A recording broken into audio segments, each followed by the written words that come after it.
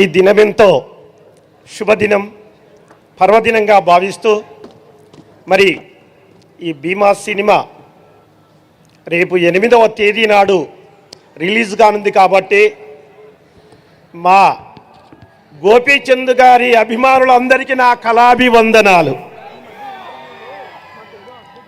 అదేవిధంగా దర్శకులు, నిర్మాతలు, కెమెరామెన్లు మరి వారి యొక్క సినీ రంగా ప్రముఖులందరికీ నా చిందు యక్షగాన కళాకారుల సంఘము మరియు మా జాతి పక్షాన కళాభివందనాలు తెలుపుతున్నా.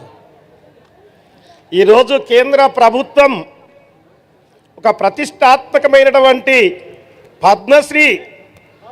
పద్మశ్రీని ఎంపిక చేయడం, దేశ చరిత్రలో ఉత్తమమైనటువంటి అవార్డు నాకు రావడం, గ్రామీణ పల్లె ప్రాంతాలలో ప్రదర్శించేవాన్ని రామాయణం, మహాభారతం, భాగవతాన్ని నేను ప్రదర్శించేవాన్ని.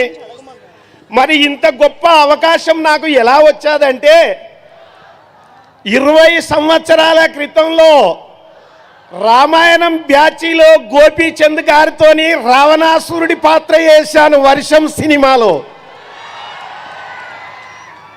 ఆ అదృష్టము ఈరోజు నాకు ఫలించినట్టుగా భావిస్తున్నాను.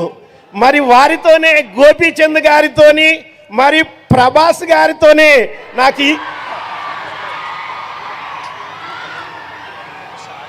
ప్రభాస్ గారితోనే మాకు ఈ గొప్ప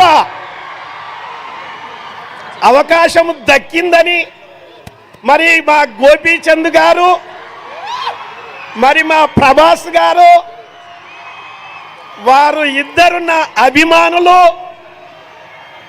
ఎనలేనటువంటి వారి సినిమాలంటే నాకు ఎంతో ఇష్టంగా భావిస్తున్నాను.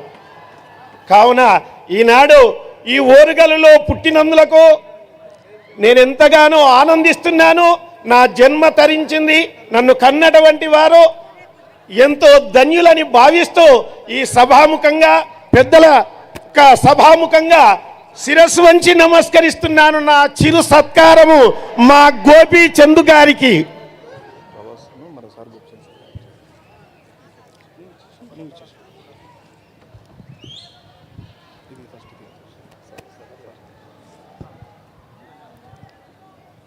అలాగే వారు కూడా గోపీచంద్ గారిని సత్కరిస్తూ ఉన్నారు. గడ్డం సమ్మయ్య గారు గోపీచంద్ గారిని సత్కరిస్తున్నారు.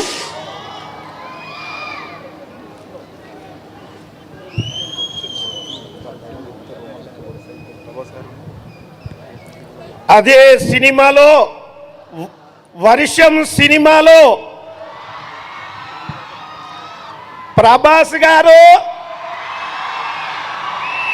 గోపీచంద్ గారు లేచి ఆపండ్రా రామాయణం కథను మార్చండిరా, రావణాసురుడివి నీవేనా, సీత మెడలో తాళి కట్టరా అని మా ప్రభాస్ గారు మా గోపీచంద్ గారు ఆ వర్షం సినిమాలో నాకు గొప్ప అవకాశం ఎంఎస్ రాజు గారు నాకు అవకాశం ఇవ్వడము నేను ధన్యుడనైనాను. మరి నా జన్మ తరించింది. ఈ అవార్డు రావడానికి కూడా కారణము మా గోపీచంద్ గారు నాకు ఆ యొక్క దేశ చరిత్రలో పేరుండే విధంగా పద్మశ్రీ వచ్చేది. నాకు కృతజ్ఞతలు తెలుపుతున్నాను.